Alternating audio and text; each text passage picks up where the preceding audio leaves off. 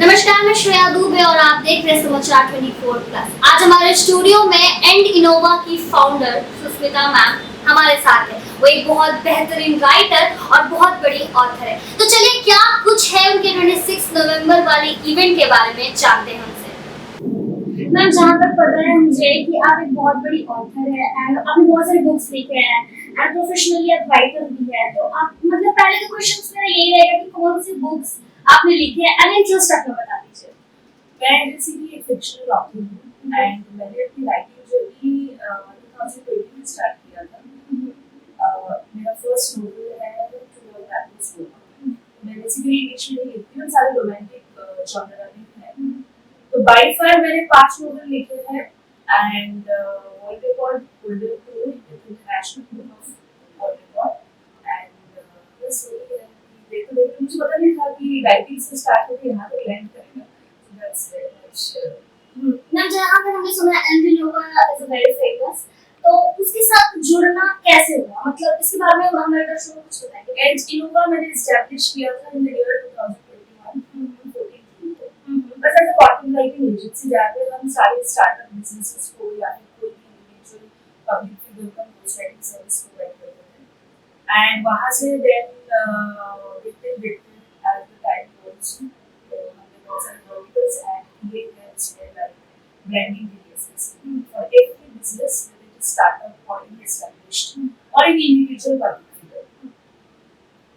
तो जो 26 नवंबर को आपका इवेंट है वो किस बेस पे है और कैसे इवेंट्स होंगे इसके बारे में बताइए। जो हम लोग एट इनोवा जो एक प्लेटफॉर्म लेके आ रहे हैं अवार्ड ऑफ डिस्टिंक्शन, ये एक वर्टिकल है हमारी कंपनी का, हमारे सर्विसेज का, जहाँ पे इसके थ्रू हम जो भी डिफरेंट बिजनेसेस हैं, चाहे वो स्टार्टअप हो गया या फिर एनी कंपनी या फिर any individual personality who has done something distinctive, different चीजें इन लाइफ, उनके अचीवमेंट को हम सम्मानित करेंगे with the award of distinction. Ma'am, ये तो बहुत बड़ा प्लेटफॉर्म हो उन लोगों के लिए जो अभी है नए प्लेटफॉर्म के जरिए जिनको एक माध्यम नहीं मिल पाता उनको आप लॉन्च करके अवार्ड दे रही है, बहुत बड़ी बात है। और अगर इसको हम अपने व्यूअर्स के थ्रू इंक्रीज करें तो ये बहुत ज्यादा लार्ज स्केल पे जाएगा। तो मैम, इसकी जो मोटिव या फिर वो बोले कि शोध कहाँ से मिला? मोटिवेशन जब हमने एक इनोवा एस्टैब्लिश किया था तब हमने एक गैप में जो नोटिस किया था मार्केट में, दैट इज योर ब्रांडिंग। तो कुछ ऐसे बहुत अच्छे बिजनेसेस हैं या फिर बहुत अच्छे इंडिविजुअल पब्लिक फिगर्स हैं जहाँ पे उनकी ब्रांडिंग नहीं थी। So we have taken this initiative कि नहीं, हम लोग बहुत डिफरेंट डिजिटल सर्विसेज के जरिए हम लोगों को ब्रांडिंग करवाएंगे and then we have launched this branding in Innova. Firstly it started as content writing agency, तो शुरुआत वही से हुई है एंड जो अवार्ड ऑफ डिस्टिंक्शन जो प्लेटफॉर्म मिले that's like from the branding point of view. किसी का अगर ब्रांड वैल्यू अगर जीरो लेवल पे है, उनको सम्मानित करके उनके डिस्टिंग्विश्ड वर्क को रिकॉग्नाइज करके हमको मैम, एड इनोवा को किसी इंट्रोडक्शन की जरूरत नहीं है, बट अगर मैं पूछूं कि एड इनोवा के साथ कितने संस्थाओं ने जुड़ के काम किया है और कितने सालों से ये चल रहा है, मतलब बहुत ही बेहतरीन प्लेटफॉर्म पे ये लॉन्च किया जा रहा है और 26 नवंबर को ऑब्वियसली बात है बहुत फैबुलस इवेंट होने वाला है। तो अगर मैं पूछूं कितने संस्था इससे जुड़े हुए हैं या फिर आपको इसको लॉन्च करने में या फिर यहाँ तक पहुँचने में कैसे ऑब्स्टिकल्स को पार करके आना पड़ा? औरतों को बहुत ही प्रॉब्लम होती है, वुमेन एम्पावरमेंट अगर बात करूँ मैं तो बहुत ही प्रॉब्लम होते हैं, बहुत ही ऑब्स्टिकल्स आते हैं, उसके बारे में कुछ बताइए। एट इनोवा जैसे कि जब मैंने स्टार्ट किया था ऑब्वियसली वो एकदम इजी नहीं था मेरे लिए क्या कोई भी मिडिल क्लास घर की लड़कियों के लिए इजी नहीं था, क्योंकि बिजनेस स्टार्ट करने से पहले मैं ऑलरेडी कुछ जगह पे काम कर रही थी। Then somehow it didn't work.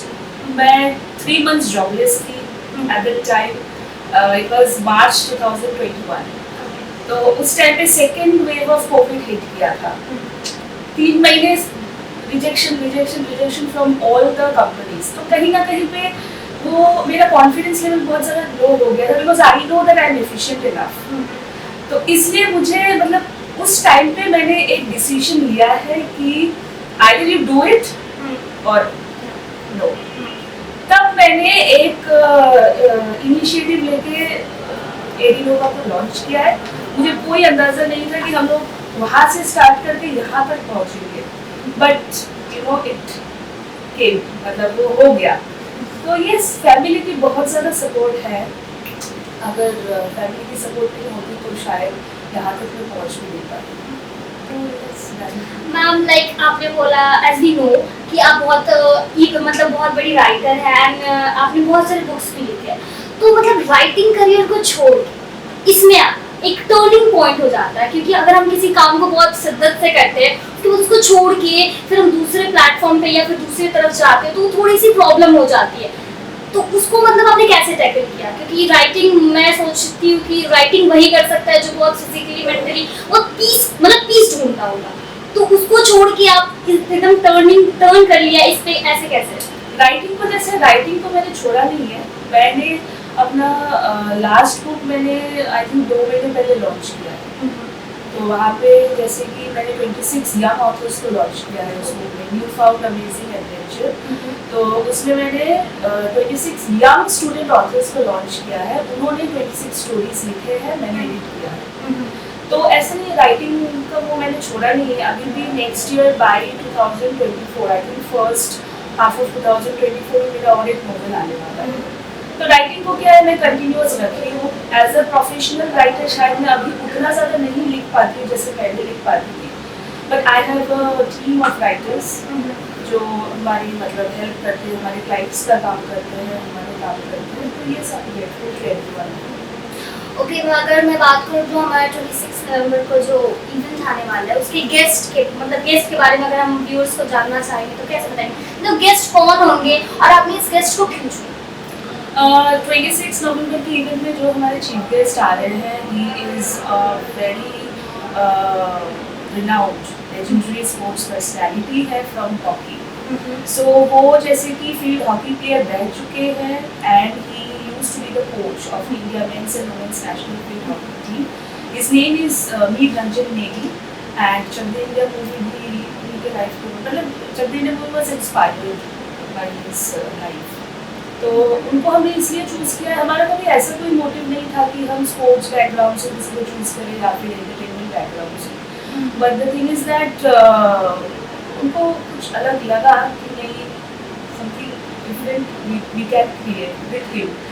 तो इसलिए वैसे कोई स्पेशल रीज़न नहीं थी बाय नेचर। हम बेसिकली देखा जाए तो जैसा आपका इवेंट एकदम अनोखा, एकदम अलग है, वैसे गेस्ट भी आपके अनोखे, क्योंकि बेसिकली लोग पॉपुलर जो होते हैं लाइक क्रिकेट, हॉकी तो है हमारा राष्ट्रीय खेल, पर हॉकी को बहुत लोगों ने भुला दिया है। क्रिकेट, फुटबॉल यही सब है, और आपका जैसा इवेंट एकदम अनोखा है वैसे ही आपने गेस्ट भी एकदम अनोखा बुलाया है, तो ऑब्वियसली बात है आपका इवेंट बहुत ही अच्छा होने वाला है। अगर मैं पूछूँ मैम, इवेंट में जैसे संस्था बहुत सारे होते हैं, एक बहुत सारे फ्रेंड्स सर्कल्स होते हैं, बहुत सारी चीज़ों को मिला के बनता है, तो कैसे कैसे संस्था आपने, मतलब टॉप 5 कुछ संस्थाओं के नाम बता सकते हैं जो आपके साथ जुड़ के फैमिली फ्रेंडली नेचर, जिसका सपोर्ट हमेशा आपके साथ रहा?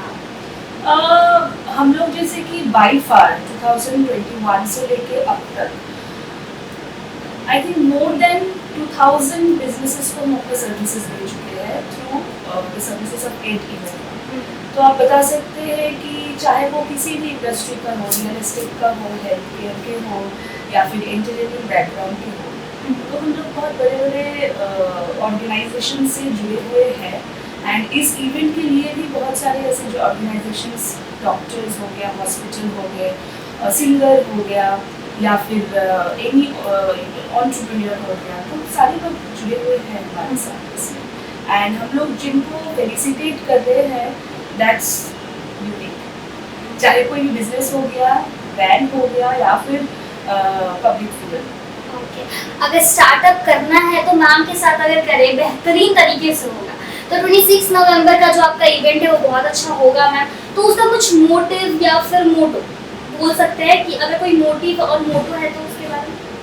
मोटिव ऑफ लाइक अगर आपका जैसा इवेंट है तो उसका एक मोटिव तो होगा ना कि हमारा इवेंट ये चलता है, जन जागरण के चलते हम इसको लॉन्च कर रहे हैं, तो उसका मोटिव ये हो। मोटिव हमारा मेन मोटिव वही है कि लोगों को, हमारा काम है लोगों को ब्रांडिंग दिलाना। चाहे कोई भी बिजनेस हो या फिर स्टार्टअप बिजनेस हो या फिर एस्टेब्लिश बिजनेस हो या फिर कोई भी इंडिविजुअल पर्सनैलिटी हो, अगर आपने अपनी जिंदगी में कुछ डिस्टिंक्टिव काम किया है, यू शुड बी रिकॉग्नाइज्ड।